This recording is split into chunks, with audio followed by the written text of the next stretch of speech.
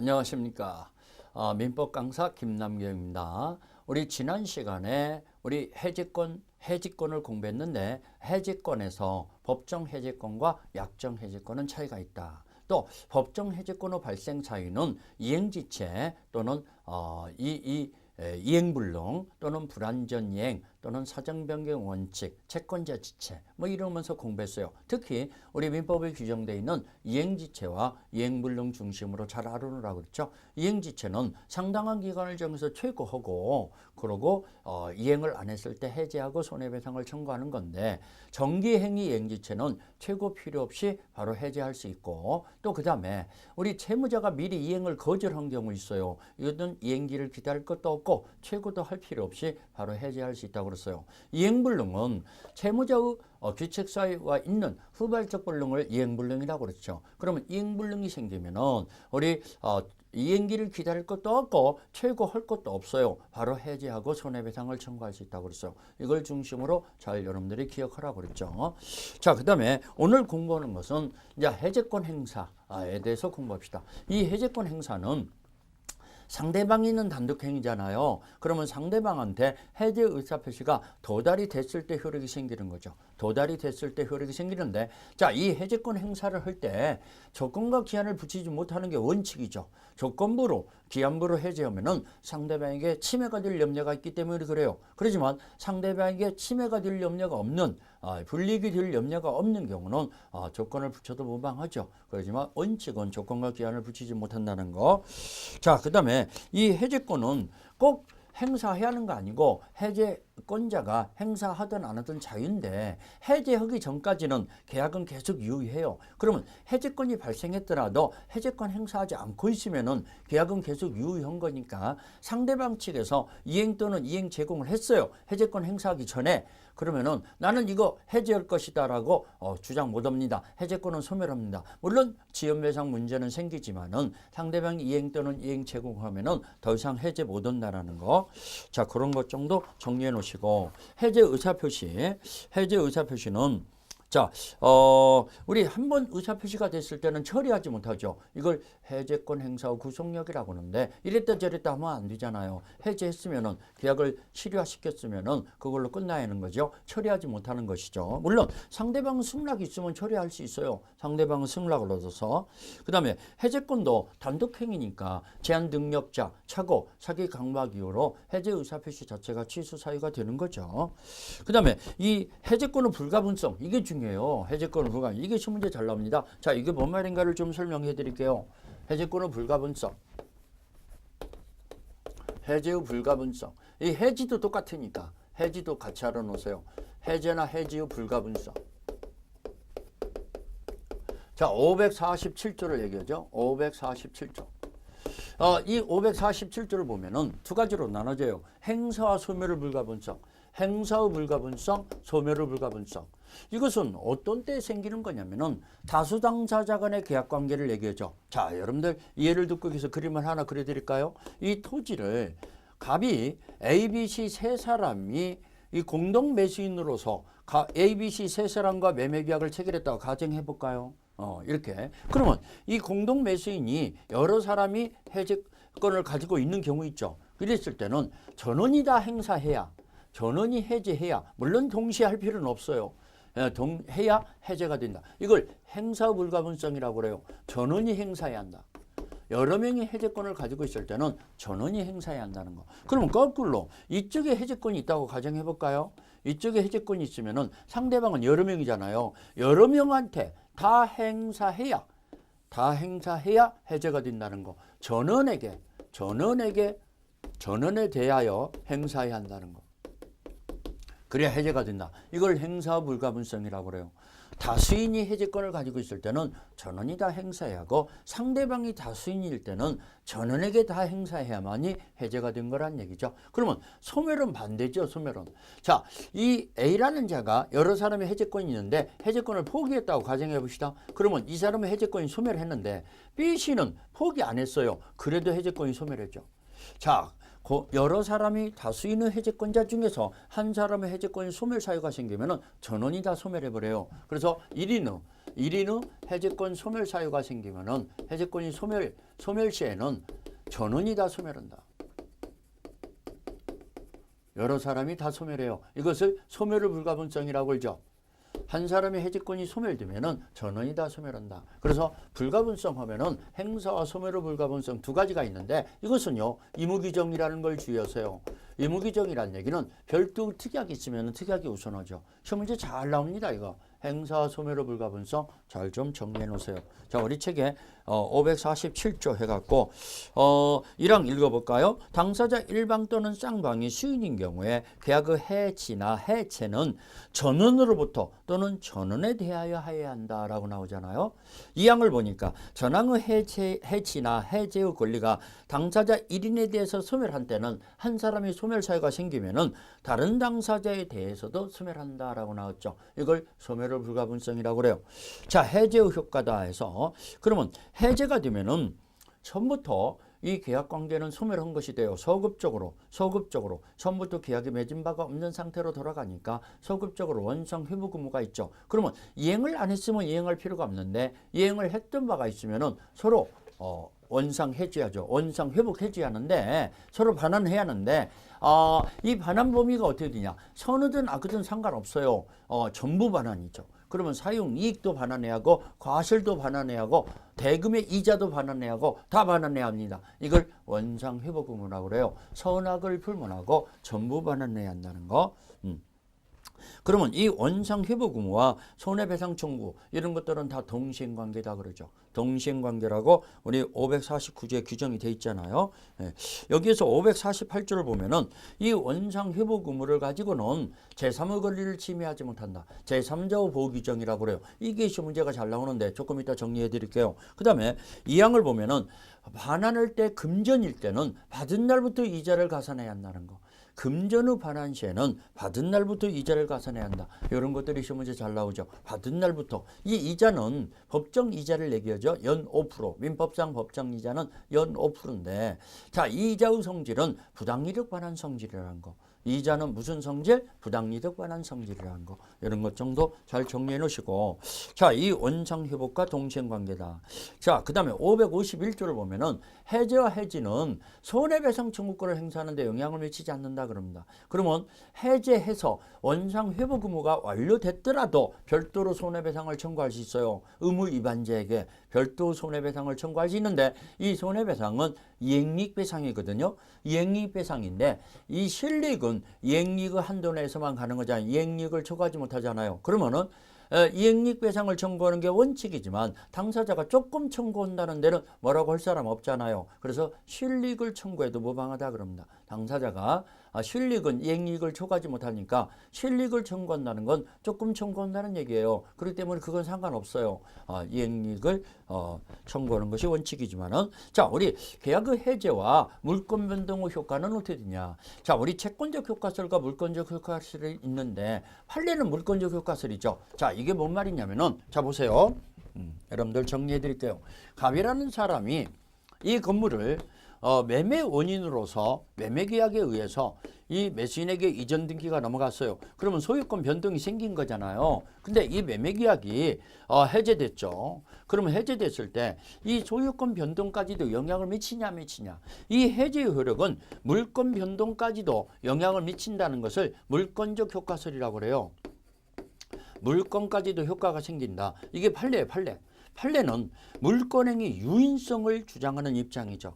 물권행위 유인성 입장에서는 원인된 관계가 실효화됐을 때, 원인 관계가 해제됐을 때 물권 변동까지도 실효화된다. 이 등기도 무효화된다. 그러면은 말소 등기, 이전 등기 없어도 자, 매도인에게 이전 등기 없이도 말소 등기나 이전 등기 없이도 매도인에게 소유권은 당연 복귀된다.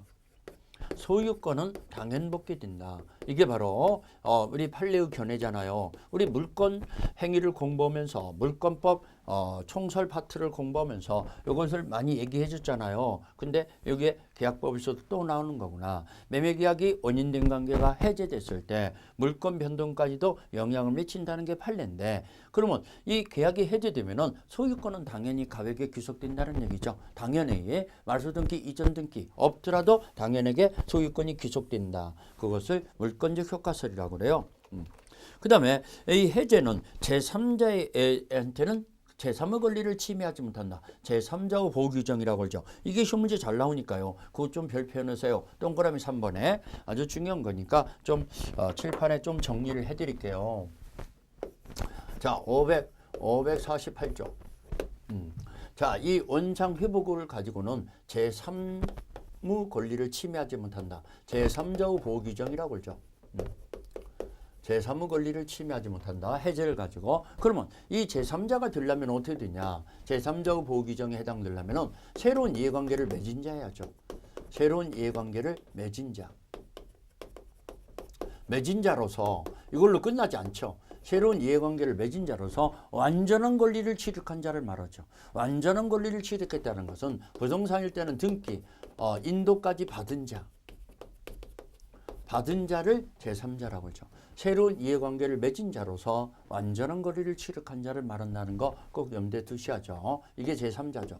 그러면 이 제3자라는 것은 자, 선의만 얘기하냐 악의도 보호가 되냐 이것이 문제가 되죠. 자, 해제권 행사되기 전 해제권 행사 전에 발생한 자는 행사하기 전에 발생했어요. 이것은 선의 악의를 불문하고 보호가 되죠. 해제 사유가 생겼다는 걸 몰랐던, 알았던 제3자는 다 보호가 되죠.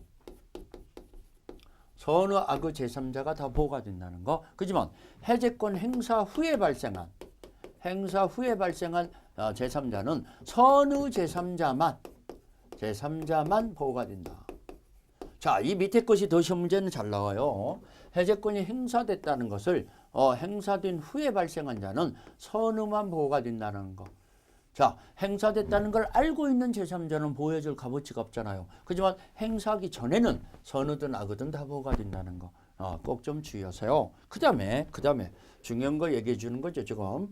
자, 우리 계약이 해제되면은 소멸되는 해제로 인해서 소멸하는 계약상의 채권의 이 양수인, 채권 양수인. 자, 우리 해제되면은 그 채권은 소멸하잖아요. 근데 그 채권을 넘겨받은 양수인이 있어요. 양수인이나 또는 압류 채권자 또는 전부 명령을 받은 전부 채권자, 채권자라든가 이런 사람들 또는 제3자를 위한 계약에서 우리 아까 공부했죠. 위한 계약에서 수익자.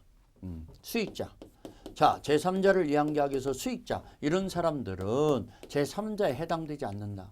제3자에 해당 없다. 새로운 이해관계를 맺은 자가 아니라는 거. 자, 여기서 동그라미 치고 싶은 거. 지금 계약상에서 발생하는 채권은 양수인, 압류 채권자, 전부 명령을 받은 전부 채권자, 제3자를 위한 계약에서 수익자. 이 네 가지를 동그라미 치고 싶네요.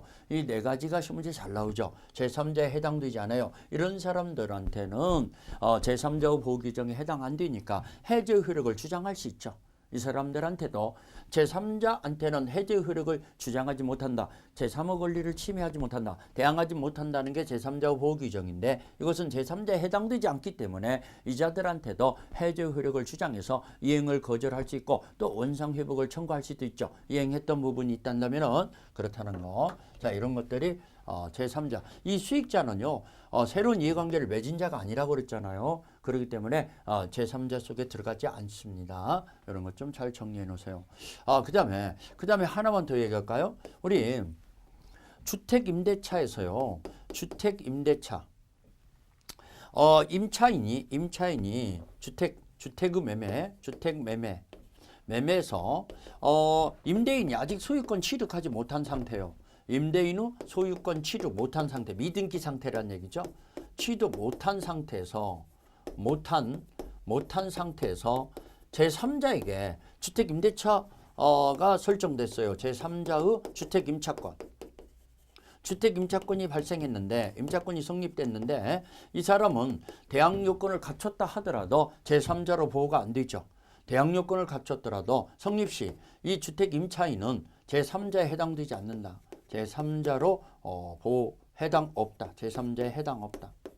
그래서 이 주택의 매매 계약이 해지됐어요. 근데 아직 임대인 것이 아니다 보니까 임대인이 소유권 취득하지 못한 상태다 보니까 주택 임차인은 보호를 못 받아요. 보호를 못 받다 보니까 이 사람이 커다란 손해를 발생하는 것이 많기 때문에 꼭 임대인과 소유자와 계약을 맺어야 합니다. 주택 임차인은 만약에 소유자가 아닌 자와 계약을 맺었을 때는 이렇게 침해가 될 염려가 많아요. 이런 것들을 조심해야 합니다. 제3자로서 보호를 못 받는다는 거, 주택 임차인은 이런 것들을 정리해 놓으세요. 제3자의 보호 규정. 자, 우리 책을 정리해 볼까요? 기업권 548조 1항의 단서에 의해서 제3자의 효력을 미치지 않는다.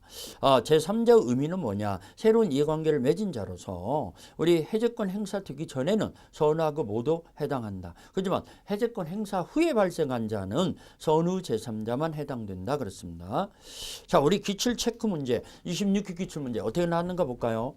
계약의 해제에 관해서 설명 중 틀린 거. 계약이 합의 해제된 경우, 특별한 특약이 없는 한은 반환을 금전에 받은 이자를 붙여서 지급할 의무는 없다. 자, 우리 합의 해제에서는 손해배상 청구권 없고 대금의 반환 시에는 이자를 가산할 의무 없다고 그랬잖아. 이자 가산 없다고 그랬잖아. 이 두 가지가 굉장히 중요하다고 우리 전 시간에 공부했던 기억나죠? 그렇기 때문에 대금의 반환 받은 날부터 이자를 붙여서 지급할 의무가 없다. 1번 맞았죠? 1번 맞았어요. 그 다음에 틀린 걸 고르라 했으니까 2번 계약의 상대방 여럿인 경우 여기 나오죠. 여러 명과 계약을 맺었어요. 계약 다수 당사자 간의 계약 관계죠. 여러 명인 경우 해제권자는 전원에 대해 해제권 행사해야 한다. 오케이. 행사의 불가분성이라고 그러죠. 여러 명이 해제권을 가지고 이 상대방 여러 명일 때는 전원에게 해제권을 행사해야 한다. 그렇죠? 상대방 여러 명일 때 그러니까 맞았죠. 2번도 3번 매매계약의 해제로 인하여 양당사자가 부담하는 원상회복 의무는 동시행관계에 있다. 그렇죠. 원상회복 의무나 손해배상 의무는 동시행관계에 있다. 549조에서 살펴봤잖아요. 그러니까 3번도 맞았죠. 4번 성질상 일정한 기간 내에 이행하지 않으면 목적 달성할 수 없는 계약. 이게 바로 정기행위 이행지체라고 그랬죠. 정기행위 이행지체에서 없는 계약에서 당사자 일방이 그 시기에 이행하지 않으면 계약의 해제 의사표시가 없더라도 해제 효과가 발생한다. 이게 틀렸네요. 정기행위 이행지체에서는 최고 없이 해제할 수 있다고 했지. 이거 해제 의사표시가 없더라도 해제 효력이 생기는 게 아니에요. 자동적으로 해제된 건 아니에요. 최고할 필요 없이 바로 해제할 수 있다고 그랬어요. 해제 의사표시는 해야 한다고 그랬어요. 필요하다고 그랬어요. 그렇기 때문에 4번이 틀렸습니다. 5번 매매 대금 채권이 양도된 후 매매계약이 해제된 경우에 그 양수인은 해제로 권리를 침해당하지 않는 한 제3자에 해당하지 않는다. 자, 우리 매매대금 채권이 양도된 후 매매계약이 해제됐어요. 매매대금 채권이 양도된 후 매매계약이 해제됐을 때 그 양수인은 해제된 권리로서 침해받은 이 제3자에 해당하지 않는다. 자, 우리 채권의 여기 자, 계약상에서 발생하는 채권의 양수인, 이 양수인을 물어본 거죠. 계약상에서 소멸되는 계약상에서 발생하는 채권의 양수인은 제3자에 해당되지 않는다고 그랬죠.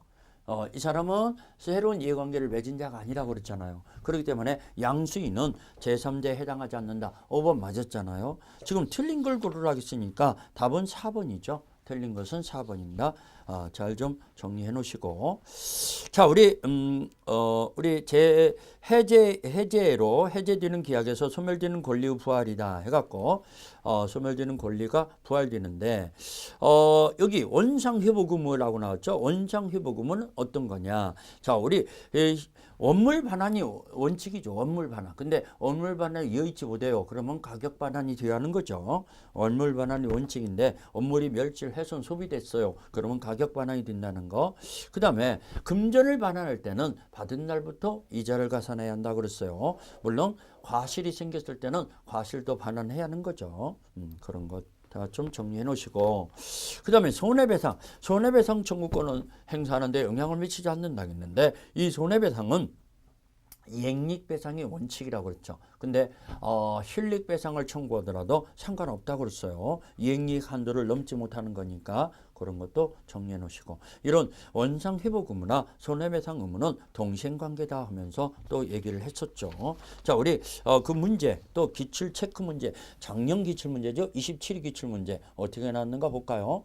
자, 갑소유 X토지와 을소유 Y주택에 대해서 교환계약을 체결했어요. 교환. 서로 간에 건물과 건물을 바꾸기로 하는 교환계약을 맺은 거죠. 각각 소유권 이전 등기를 마쳐진 후 계약이 해제됐네요. 자, 소유권 이전 등기가 마쳐졌는데 계약이 해제됐어. 계약의 해제 후 소급표로부터 보호받는 제3자에 해당하지 않는 자. 자, 이 제3자에 대해서 물어본 거죠. 이렇게 시험 문제가 잘 나옵니다. 이쪽이 시험 문제가 한 문제가 나온다고 생각하면서 여러분들이 공부해 놓아야 합니다. 제3자에 해당하지 않는 자를 그런 것은 기억법. 계약 해제 전에 을로부터 이 토지를 매수하여 소유권 이전 등기를 격려받은 자. 자, 이 토지를 매수해서 소유권 이전 등기를 격려받았으면은 이 사람도 제3자에 해당되죠. 제3자에 해당되는 거죠. 그렇기 때문에 기업번 제3자에 해당되고, 니은번. 자, 계약이 해제 전 을로부터 토지를 매수하여 그 기한 소유권 이전 청구권을 보존하기 위한 가등기를 마친 자. 이 가등기를 마친 자도 새로운 이해관계를 맺은 제3자에 해당되죠. 해당된다는 거. 디귿번. 계약의 해제 전에 갑으로부터 Y주택을 임차하여 주택임대차법상 대항력권을 갖춘 임차인. 자, 이거 보세요.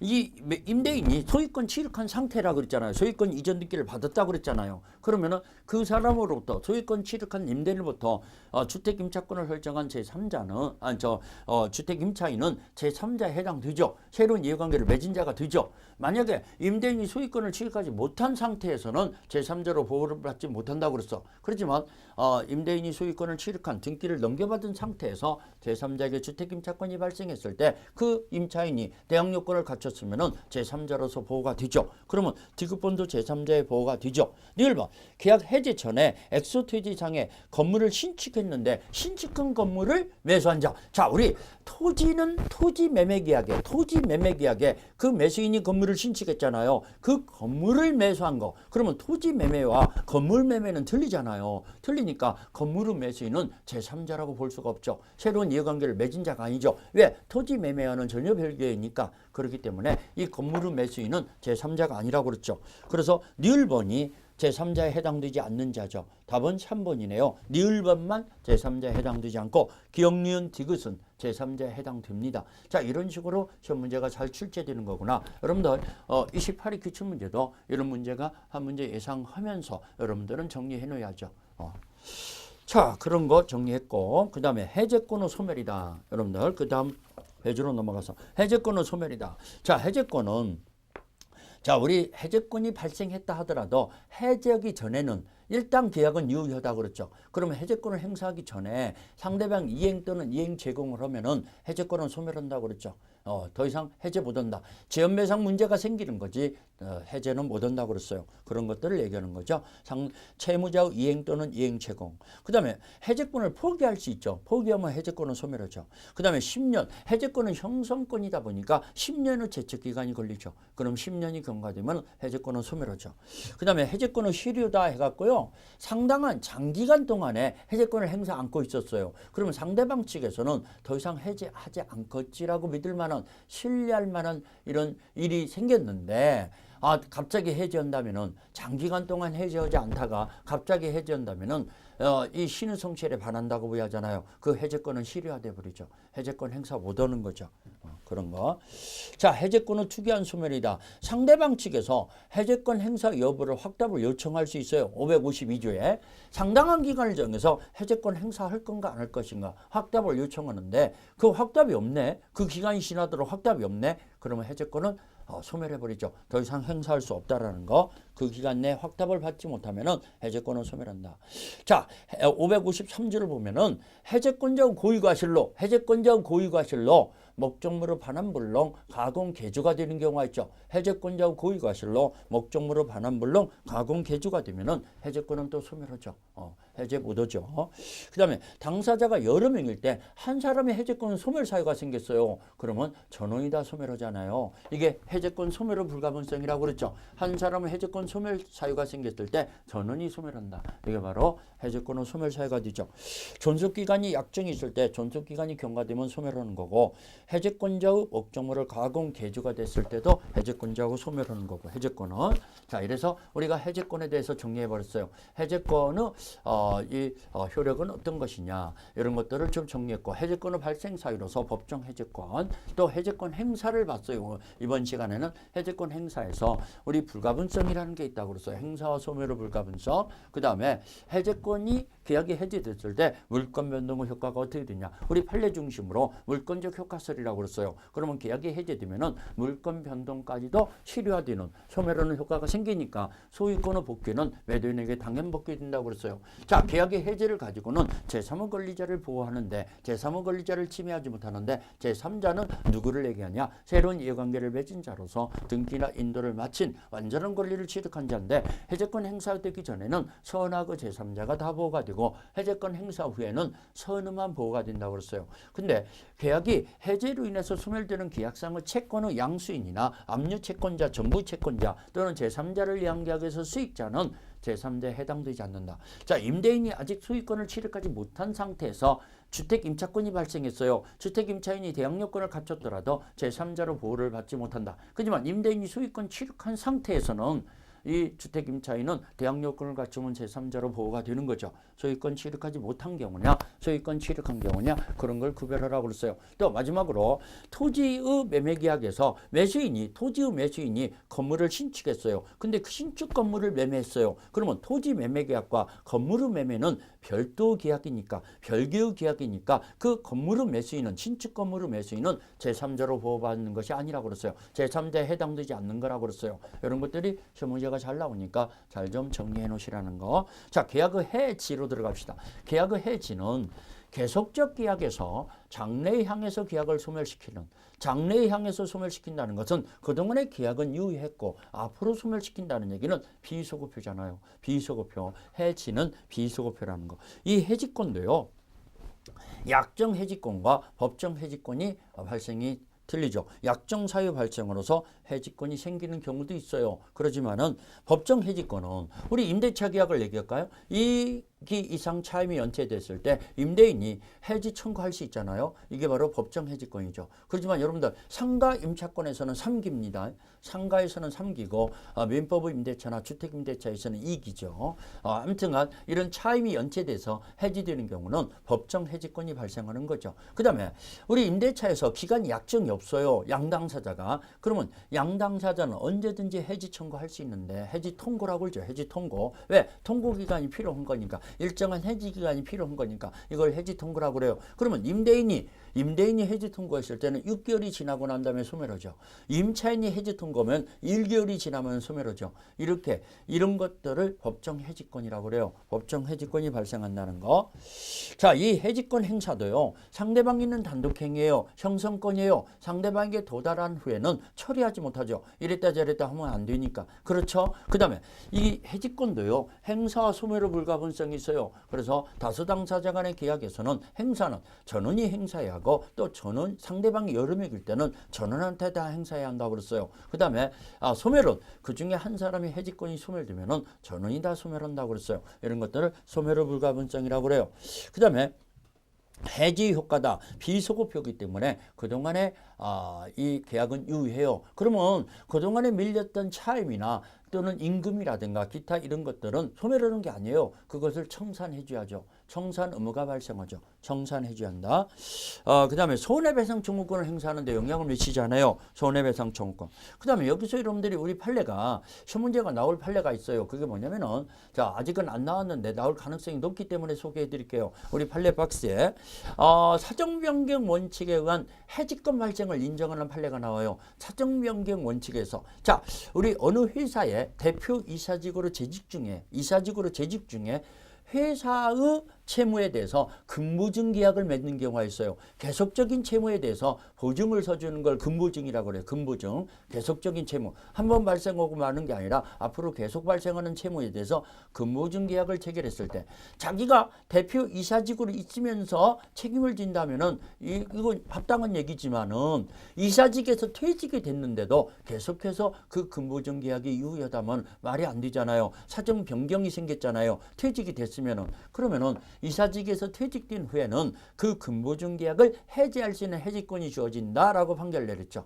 그렇지만 앞으로 발생할 회사의 채무에 대해서는 책임을 안 져도 된다는 얘기죠. 해지하면은. 그런데 자기가 이사직으로 재직 중에 있었던 확정된 채무 있잖아요. 그걸 책임 안 지겠다 한다는 것은 안 되죠. 그 확정된 채무에 대해서는 해지할 수 없다라고 판결을 내렸죠. 이 두 가지 판례 좀 눈여겨보세요. 자, 회사의 이사직 지위에서 맺었던 부득이한 계속적 보증에 대해서 근무증에 대해서 퇴사 후에는 그 보증계약을 해지할 수 있는 여부다. 적극 인정한다는 얘기죠.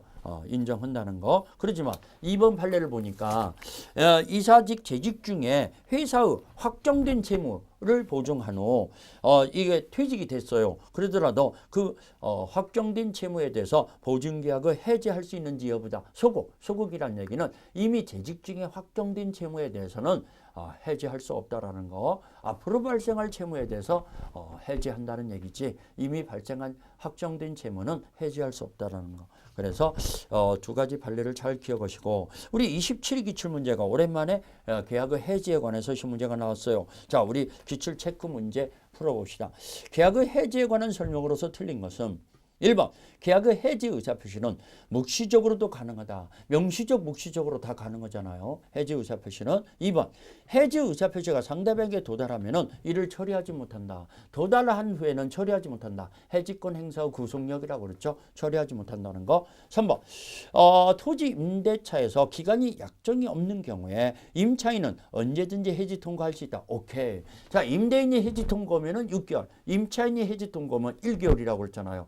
당사자가 기간이 약정이 없을 때는 언제든지 해지 통고할 수 있어요. 635조에 나와 있습니다. 그러면 3번 맞았죠. 4번 당사자 일방이 수인인 경우 그중 1인에 대한 해지권이 소멸하면 다른 당사자에 대해서 소멸한다. 또 나왔잖아요. 한 사람의 해지권이 소멸되면 전원이 소멸한다. 시문제 잘 나오니까 우리 제가 이렇게 별표해라 또 중요하다 하는 것들 이런 것들 꼬박꼬박 여러분들이 좀 챙기려고 노력해야 합니다. 그래야 좋은 점수를 득할 수 있습니다. 아무튼간 이런 것들이 챙겨 넣으시라는 거. 그러면 4번 맞았잖아요. 5번 특별한 약정이 없는 한 합의 해지로 인해서 받을 금전은 받은 날부터 이자를 가야 한다. 틀렸지 않습니까? 우리 아까 합의 해제나 해지에서는 손해배상 청구권 안 생긴다고 그랬어요. 대금을 반환할 때는 이자를 가산하지 않아도 된다고 그랬어요. 이거 강조했잖아요. 손해배상 청구권 없고 이자를 가산할 의무가 없다라는 거. 근데 이자를 가산해야 한다라고 나왔으니까 5번이 틀렸지 않습니까?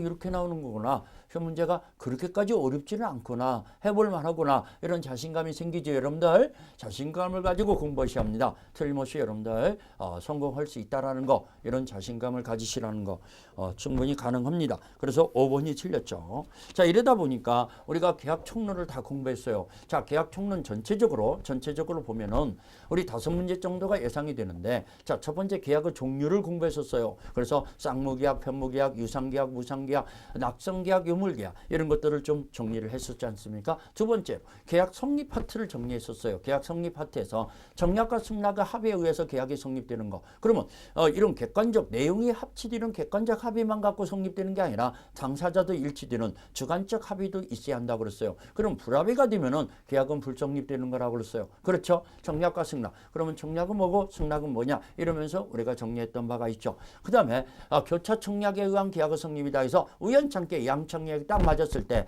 양청약이 모두 도달했을 때 계약이 성립된다는 거. 그 다음에 의사실현한 계약의 성립이라고 해서 승낙이라는 의사표시가 없으면서도 승낙에 대신할 수 있는, 가름할 수 있는 어떤 행위가 발생하면은 그런 사실이 발생했을 때 계약이 성립되는 거지, 청약자가 그걸 인식했을 때 성립되는 건 아니라고 그랬어요. 그런 사실이 발생했을 때 성립된다는 거, 이걸 의사실현한 계약의 성립이라고 그랬어요. 이러면서 계약 성립 파트를 정리했었습니다. 그 다음에 우리 계약의 효력 파트로 들어가서요.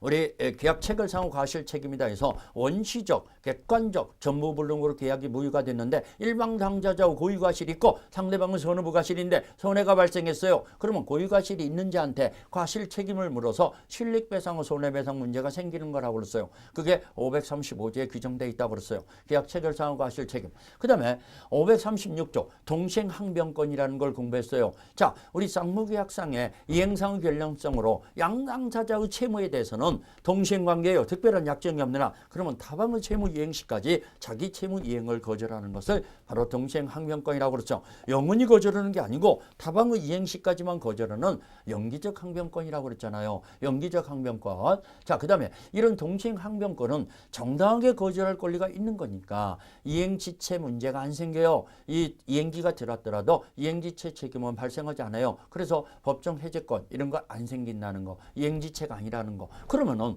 소송상에서는 법원에서는 원흉주의라고 그랬어요. 당사자가 주장을 해야지 주장을 하지 않으면은 법원에서 직권으로 참작하는 게 아니라고 그랬어요. 그러면은 당사자가 주장을 한다면은 어떻게 판결을 내린다고 그랬죠? 원고 일부 승소 판결, 상한 이행 판결을 내리는 거라고 그랬어요. 그런데 당사자 간에는 실체 법상 효력에서는 주장이 없어도 존재만 가지고도 이행지체 책임을 면하는 효과가 생긴다. 이걸 존재효과설이라고 했어요. 당사자 간에는 주장이 필요 없다라는 거. 자, 그 다음에 우리 항변권은 당사자가 변경됐어요. 채권 양도, 채무 인수, 상속 등으로 또는 내용이 변경됐어요. 자, 물건이 멸질돼서 이행불능으로 손해배상 채무로 바뀌어졌어요. 또 우리 상대방이 수령지체에 빠졌어요. 그렇더라도 항변권은 여전히 존속한다고 그랬어요. 그 다음에 동생 항변권은 항변권을 행사하고 있다 하더라도 이 채권의 소멸시효는 진행되는 거고 자동 채권으로 상기하지 못하는 것이 동생 항변권이라고 그랬어요. 특히 여러분들 우리 판례에서 항변권이 부정되는 것이 실무제가 잘 나오는 게 이런 거라고 그랬어요. 채무 변제와 근저당권의 말소 등기 의무 동생 관계 아니라고 그랬죠. 채무 변제가 선예. 그다음에 가등기 담보나 양도 담보 이런 것도 말소 등기도 채무 변제가 선예행이라고 그랬어요. 그다음에 주택 임차권에서 보증금 반환이 지체되니까 임차권 등기 명령을 해놓고 이사를 갔는데 보증금을 나중에 내주는 것과 임차권 등기 말소 의무는 보증금 반환이 선행이라고 그랬어요. 동생관계다 하면 틀렸다고 그랬어요. 이런 것들이 문제가 곧잘 잘 나오니까 여러분들이 정리를 잘 해놓으셔야 한다는 거. 자, 동생항변권을 정리했고 그 다음에 위험부담을 정리했어요. 위험부담이라는 것은 우리 쌍무계약에서 후발적 불능을 얘기하는 거예요. 위험부담이라는 건 쌍무계약에서 후발적 불능인데 채무자의 귀책 사이 없는 후발적 불능을 얘기하죠. 채무자의 귀책 사이 없는. 채무자의 귀책 사이 있는 후발적 불능은 위험부담이 아니라 이행불능이라고 그랬어요. 위험부담이 아니고 이행불능. 채무자의 귀책 사이 없는 후발적 불능인데 자, 이렇게 위험부담은 누가 불이익을 감수할 건가를 얘기하는데 이건 입법 정책상으로 우리 민법에서는 원칙이 채무자주의라고 그랬어요. 채무자가 위험을 감수해야 한다. 채무자가 누구냐 이겁니다. 매매계약에서 매도인이 채무자라고 그랬어요. 매도인이 위험을 감수한다는 것은 자, 그 매매계약이 유효하게 체결된 후에 뜻하지 않는 지진이 나버렸어요. 그래서 건물이 붕괴됐더라도 대금을 한 푼도 청구하지 못해요. 그러면 매도인은 지진이 나서 건물이 붕괴됐을 때는 자기가 온갖 손해를 다 보는 거죠. 이것이 채무자 위험부담주의예요. 그러면 대금을 청구하지 못하니까 매매대금을 매수인한테 청구하지 못하니까 매수인이 계약금이나 중도금을 이행을 했던 바가 있으면 다 반환을 해줘야 한다고 그랬어요. 다 반환해줘야 한다. 근데 매수인 측에서는요. 그 대상 청구권이 있어서 대상 청구권이 더 이익이 된다 한다면은 매수인이 그걸 선택할 수 있다고 그랬어요. 그 대신 자기 반대급부를 이행하면서 그 대상 청구권을 매수인이 채권자가 선택할 수 있다는 거 그것도 염두에 두시고 자, 위험부담이 채권자주의로 전환되는 경우가 있다고 했어요. 원칙은 채무자주의인데 예의적으로 채권자주의로 전환되는 경우는 채권자의 귀책 사유로 후발적 불능이 됐다든가 또는 수령지체 중에 쌍방의 귀책 사유 없이 불능이 되는 것은 채권자가 위험을 감수한다고 그랬어요. 그러면 채권자가 위험을 감수한다는 뜻은 매도인은 대금 청구를 할 수 있다는 거. 매도인이 대금 청구를 할 수 있기 때문에 이 실질적으로 매도인에게는 손해가 발생하지 않는 경우를 말하는 거죠. 왜? 채권자의 잘못이 있으니까 매수인의 잘못이 있어서 불능이 됐으니까 매도인은 대금 청구할 수 있는 게 당연한 얘기인 거죠. 공평 원칙에서 인정되는 거죠. 그런데 여기서 하나만 더 알아놓을 것은 매도인이 대금 청구를 할 수 있는데 자, 이행이 면제됨으로 매도인이 이행이 면제됨으로 이익이 발생했어요. 그러면 그 이익은 이 매수인에게 채권자에게 반환해야 할 의무가 생긴다고 그랬어요. 538조 2항이 나옵니다. 538조 2항. 자, 다시 한번 얘기합니다. 매도인이 이행이 면제됨으로써 이익이 발생했어요. 그 이익은 이 채권자에게 반환할 의무를 진다는 거. 그 대신 매도인은 대금을 받을 수 있잖아요. 그런 것들을 염두에 두셔야 한다는 거. 이게 위험무담이다. 자, 그 다음에 이제 제3자를 위한 계약으로 들어갔어요. 제3자를 위한 계약도 꼭 시험 문제에 나온다라고 여러분들이 알아놓으셔야 한다고 그랬어요. 제3자에게 권리를 취득하기로 하는 내용 있는 계약을 얘기해요. 요약자가 낙약자가 계약 당사자예요. 이 제3자는 수익자라고 하는데 수익자는 계약 당사자가 아니라고 그랬어요. 그러면 수익자는 계약 당사자가 아니기 때문에 이 취소권, 해제권 행사 못하는 거고 수익자는 계약 성립 당시에 현존 특정하지 않아도 된다고 그랬어요. 그러면 수익자가 권리가 발생하는 것은 낙약자에게 수익의 의사표시를 했을 때 권리가 발생하는데 수익의 의사표시를 할 수 있는 권리가 형성권이에요. 형성권은 양도상속 채권자 대위권의 대상이 되고 그러면 낙약자 측에서는 수익자에게 수익 여부 확답을 요청해 볼 수 있는 최고권이 있다고 그랬어요. 540조. 근데 상당한 기간이 지나도록 확답이 없으면은 이 수익을 거절한 것으로 본다고 그랬어요. 그러면 낙약자에게 수익자가 수익 의사표시를 하면은 권리가 수익자에게 발생한다고 그랬죠. 그러면 권리가 발생한 후에는 계약 당사자인 요약자와 낙약자는 계약의 내용을 변경 소멸시키지 못한다고 그랬죠. 변경 소멸시켰을 때는 그걸 가지고 수익자한테는 대항하지 못합니다. 그 다음에 낙약자의 채무불이행 사유가 생기더라도 수익자는 해제권이 없다고 그랬어요. 계약 당사자가 아니니까. 근데 요약자가 계약을 해제해 줬을 때 수익자가 손해가 발생했어요. 낙약자한테 직접 손해배상을 청구할 수 있다고 그랬어요. 해제는 못하지만 손해배상 청구권은 인정된다라는 거. 그 다음에 이 수익자는 선의 제3자의 보호 규정, 새로운 이해관계를 맺은 자 속에는 안 들어가요. 계약은 하나지 수익자가 다시 계약을 맺은 건 아니니까. 그래서 제3자의 보호 규정에 해당되지 않는다. 그래서 낙약자는 요약자에 대해서 생긴 보상관계의 흠결 하자를 가지고 무효 취소 해제 동시행 항변권을 가지고 수익자한테도 대항할 수 있다고 그랬어요. 그런 걸 얘기했고 이미 낙약자가 수익자한테 이미 대금을 이행을 했어요. 그랬는데 계약이 무효 해제됐더라도 부당이득 반환이나 원상 회복을 수익자한테 청구하지 못한다고 그랬어요. 수익자는 계약 당사자가 아니기 때문에 원상 회복 청구 또는 부당이득 반환 청구 상대방이 되지 못한다고 그랬어요.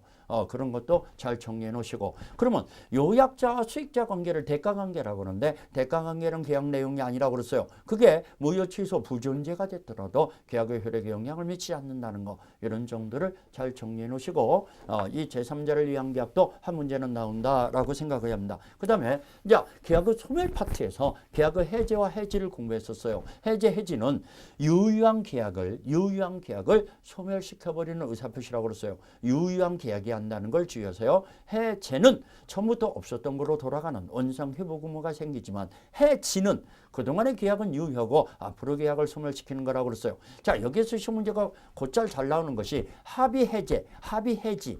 자, 합의 해제나 해지는 쌍방이 없었던 거로 돌리자라는 합의가 되는 것으로서 이것은 단독 행위가 아니라 계약이라고 그랬어요. 그래서 우리 민법의 해제에 관한 규정과는 틀리다고 그랬어요. 그래서 이건 손해배상 청구권도 없고 대금을 반환할 때는 이자를 가산할 의무도 없다라는 거. 그 대신 소급표라든가 우리 합의 해제에서는 소급표라든가 또는 불가분성, 원상 회복 의무, 제3자 보호 규정 이런 것들은 그대로 적용된다고 그랬죠. 그런 것들을 주의하시고 우리 법정 해제권의 발생 사유는 우리 민법에 규정되어 있는 것이 이행지체, 그 다음에 이행물론 이렇게 물론 정기행위 이행지체도 있죠. 이행지체 속에 들어가는데 이 세 가지 규정이 규정되어 있다고 그랬어요. 자, 그러면 이행지체에서는 자 채무자가 미리 이행을 거절했어요. 그랬을 때는 이행기를 기다릴 것도 없고 최고 없이 해제할 수 있다고 그랬어요. 정기행위 이행지체에서도 이건 기다려봤자 소용없잖아요. 그렇기 때문에 최고 없이 해제할 수 있고 이행불능이면은 채무자 귀책 사유로 불가능하게 됐으니까 이행기를 기다려봤자 가능해지는 게 아니에요. 그러면 이행기 전에도 최고 없이 해제할 수 있다. 물론 손해배상 청구권을 행사하는데 영향을 미치지 않아요. 이런 거. 그 다음에 이제 우리 해제권 행사는 상대방에게 도달했을 때 효력이 생기는 것으로서 도달한 후에는 처리하지 못한다고 그랬어요. 물론 상대방은 승낙을 넣어서 처리할 수는 있지만 원칙은 처리하지 못한다. 이 해제권 행사 후 불가분성이다 해서 행사와 소멸이 다수 당사자 간의 계약관계에서는 전원이 행사해야 하고 전원한테 행사해야 행사해야 한다. 소멸은 한 사람이 소멸 사유가 생기면 전원이 소멸하게 된다. 이런 걸 공부했어요. 자, 해제 효과에서 원상 회복 의무가 있다고 그랬어요. 근데 그 소급적으로 원상 회복 의무는 제3의 권리를 침해하지 못하는데 원상 회복 의무라는 것은 선이든 악이든 불문하고 전부 반환하는 거, 과실까지도 대금의 이자까지도 다 반환하는 걸 원상 회복이라고 그랬어요. 그러면 제3자의 보호 규정이라고 그랬죠. 자, 이 제3자의 보호 규정이 중요한 거니까 해제권 행사되기 전에는 선하고 제3자가 다 보호가 되지만 해제권 행사 후에는 선의 제3자만 보호가 된다. 새로운 이해관계를 맺은 자를 제3자는데 계약이 해제로 인해서 소멸되는 계약상의 채권의 양수인, 압류 채권자, 전부 채권자, 제3자를 위한 계약의 수익자 또는 토지의 매매 계약에서 매수인이 신축한 건물의 매수인 이런 사람들은 제3자에 해당되지 않는다. 자, 임대인이 소유권을 취득하지 못한 상태에서 주택 임차인이 대항 요건을 갖췄더라도 제3자에 해당되지 않는다. 제3자로 보호가 안 된다. 이런 것들이 시험 문제가 거칠 잘 나오니까 잘 좀 정리해 놓으셔야 한다는 거. 그 다음에 우리 해치다. 해치는 앞으로 계약이 소멸되는 것으로서 비소급표가 있는데 약정 해지권과 법정 해지권이 있다고 그랬어요. 이것도. 그 다음에 해치는 청산 의무가 있다라는 거. 해치도 해체도 다 손해배상 청구권을 행사하는데 영향을 미치지 않는다는 거. 이런 것 정도 잘 정리해 놓으셔야 합니다. 우리 다음 시간에는요. 우리 계약 강론을 공부할 겁니다. 우리 계약 강론이 전형 계약이 15가지가 있다고 했는데 그중에서 중개 업무에 부동산 중개 업무에 관련되는 계약은 3가지예요. 3가지가 여러분들이 공부 대상인데 그것이 5문제가 나오는데 매매, 교환, 임대차입니다. 자, 매매, 교환, 임대차인데 매매 계약이 2문제 나지 3문제. 임대차가 또 매매가 2문제 나오면 임대차가 3문제, 매매 쪽에서 3문제 나온다면 임대차는 2문제 이런 식으로 시험 문제가 엮어지고 교환은 나온다 해도 틀릴 구석이 없는데 아무튼간 매매 계약과 함께 그냥 나오는 경우도 있고 이러는데 그렇게 중요한 것은 아니라고 그랬어요. 매매와 임대차 계약을 다음 시간에 정리할 겁니다. 자, 이 매매 계약에서는 특히 매도인의 담보 책임을 잘 정리해 놓아야 합니다. 틀림없이 나오는 얘기니까. 물론 임대차 계약도 2-3문제 나오는 거니까 그것도 중요한 내용이 되는 거죠. 아무튼 다음 시간에는 계약 강론을 정리하기로 하겠습니다. 이번 시간에는 계약 총론을 정리했습니다. 이걸로 마무리하겠습니다. 자, 언제나 최선을 다하는 민법 강사 김남경이었습니다.